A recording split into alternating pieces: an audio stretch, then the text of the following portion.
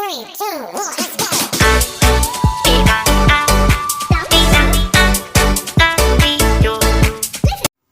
Assalamualaikum warahmatullahi wabarakatuh. Halo teman-teman, kembali lagi bersama saya Fitri Indrianti.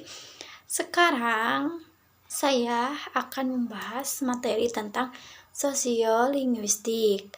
Nah, lebih khususnya yaitu campur kode dan alih kode. Tetapi sebelum saya membahas tentang campur kode dan alih kode, saya akan membahas sedikit tentang definisi sosiolinguistik.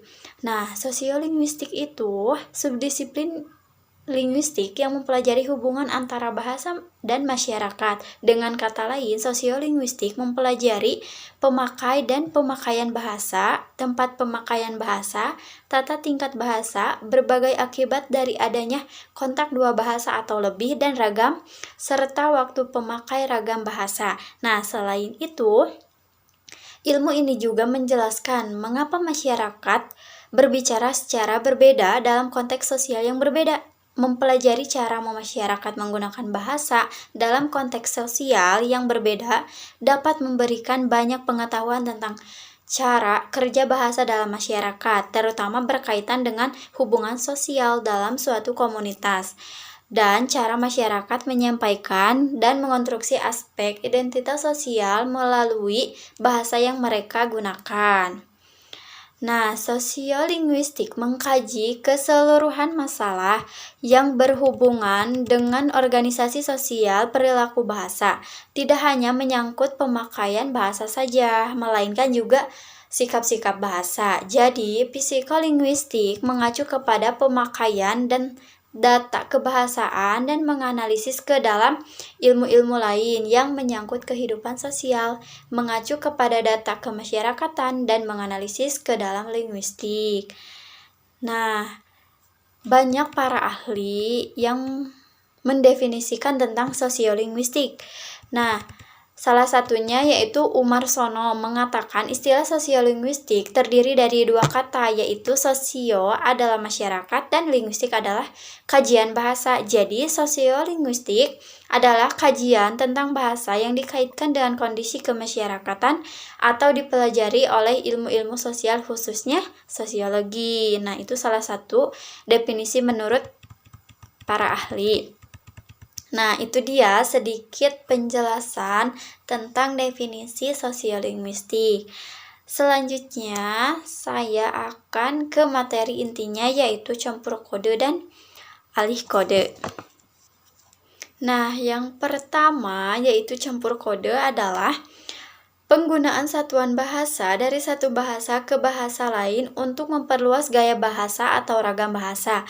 Campur kode merupakan salah satu aspek saling ketergantungan bahasa di dalam masyarakat bilingual atau dwibahasa. Jadi, hampir tidak mungkin di dalam masyarakat bilingual atau dwibahasa, seorang penutur atau pembicara menggunakan satu bahasa secara mutlak tanpa sedikit pun memanfaatkan bahasa atau unsur bahasa lain di dalamnya.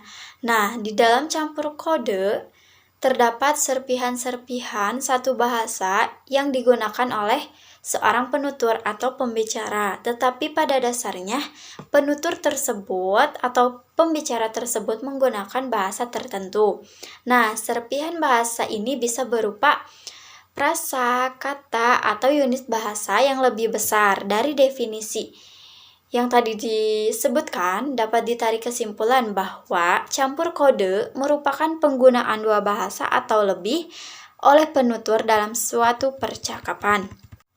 Di dalam campur kode, ada sebuah kode utama atau kode dasar yang digunakan dan memiliki fungsi, sedangkan kode-kode lain yang terlihat dalam peristiwa tutur itu hanyalah berupa serpihan-serpihan saja, tanpa fungsi sebagai sebuah kode. Seorang penutur, misalnya yang dalam berbahasa Indonesia banyak menyelipkan serpihan-serpihan bahasa daerahnya, bisa dikatakan telah melakukan campur kode.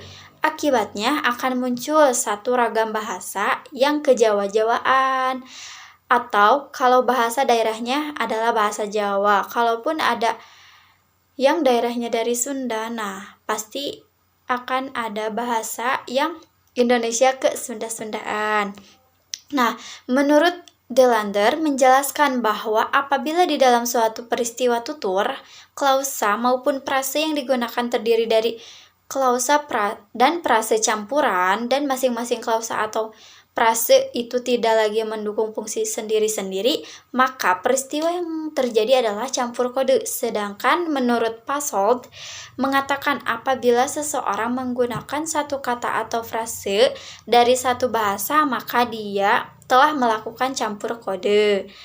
Nah, ada beberapa contohnya seperti dalam kalimat mereka akan married bulan depan. Nah, di sini telah melakukan campur kode karena di sini ada terselipnya bahasa asing yaitu bahasa Inggris, married atau artinya menikah. Nah, kemudian contoh yang kedua yaitu bisa terjadi ketika orang Sunda atau misalkan dari Bandung nih, suka ada yang bilang, "Da aku mah apa atuh?"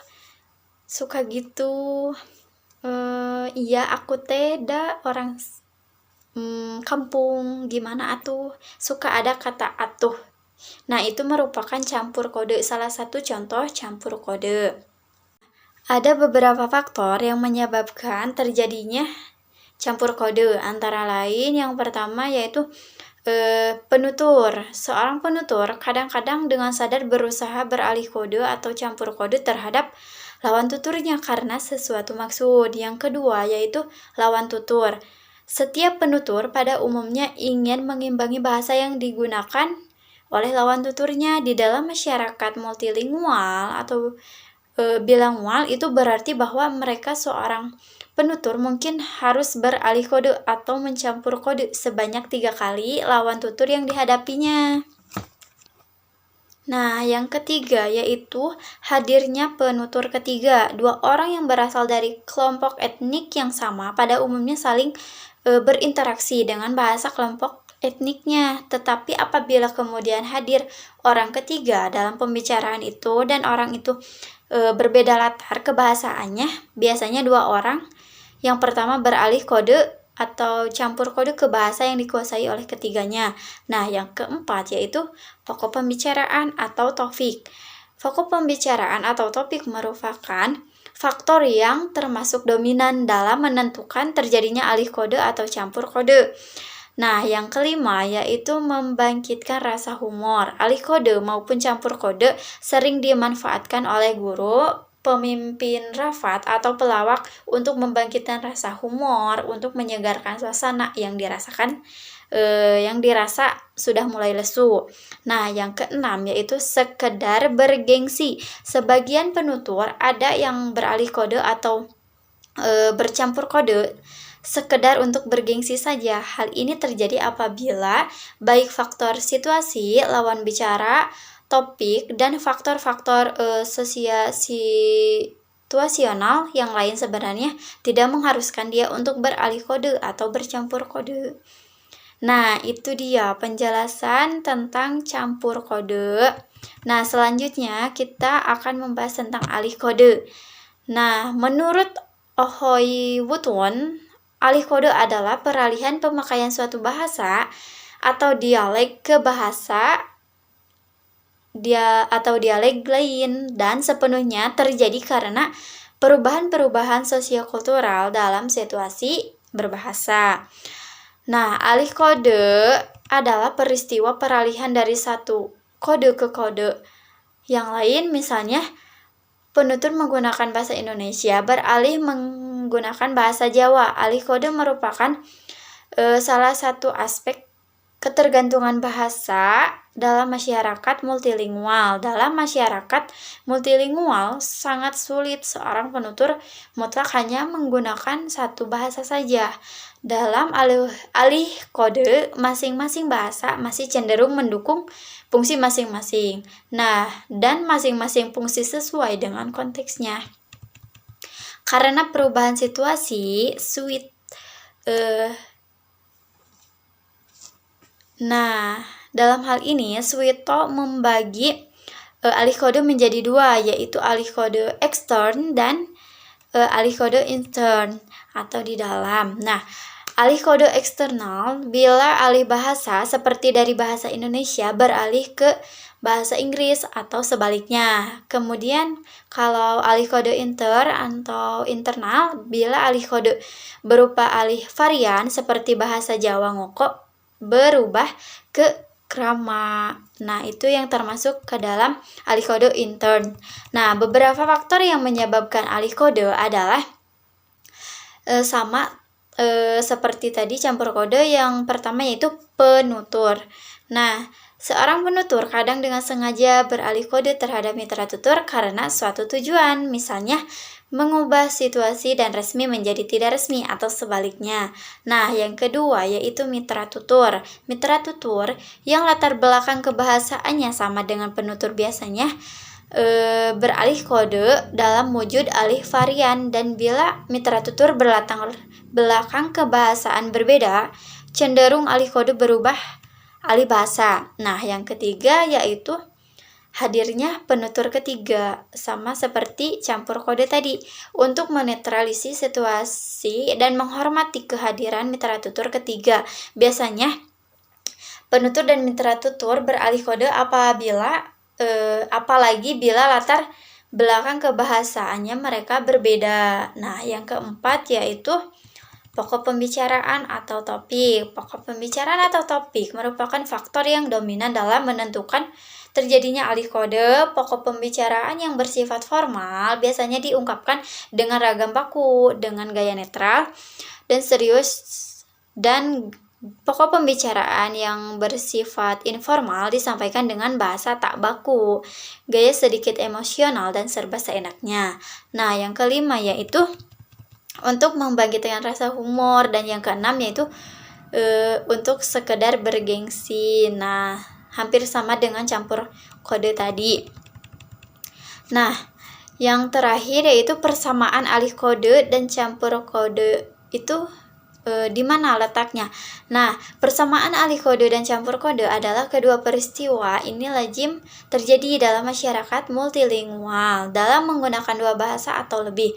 Namun, terdapat perbedaan yang cukup nyata, yaitu alih kode terjadi dengan masing-masing bahasa yang digunakan masih memiliki otonomi masing-masing, dilakukan dengan sadar dan disengaja karena sebab-sebab tertentu. Sedangkan campur kode adalah sebuah kode utama atau kode dasar yang digunakan memiliki fungsi dan otonomi, sedangkan kode yang lain hanya terlibat dalam penggunaan bahasa tersebut, hanyalah berupa serpihan atau pieces saja, tanpa fungsi dan otonomi sebagai sebuah kode. Unsur bahasa lain hanya disisipkan pada kode utama atau kode dasar. Sebagai contoh, penutur menggunakan bahasa dalam peristiwa tutur menyisipkan unsur bahasa Jawa sehingga tercipta bahasa Indonesia yang kejawa-jawaan. Nah, Delander membedakan alih kode dan campur kode dengan apabila dalam suatu peristiwa tutur terjadi peralihan dari satu klausa suatu bahasa ke klausa bahasa lain disebut sebagai alih kode. Tetapi apabila dalam suatu peristiwa tutur klausa atau frasa yang digunakan terdiri atas klausa atau frasa campuran, dan masing-masing klausa atau frasa itu tidak lagi mendukung fungsinya sendiri, disebut dengan campur kode. Nah, teman-teman, itulah sedikit penjelasan tentang materi sosiolinguistik, khususnya materi campur kode dan alih kode. Mungkin hanya itu saja yang bisa saya sampaikan. Mohon maaf apabila banyak kata atau kalimat yang salah. Saya mohon maaf karena saya masih belajar, dan terima kasih atas perhatiannya. Wassalamualaikum warahmatullahi wabarakatuh.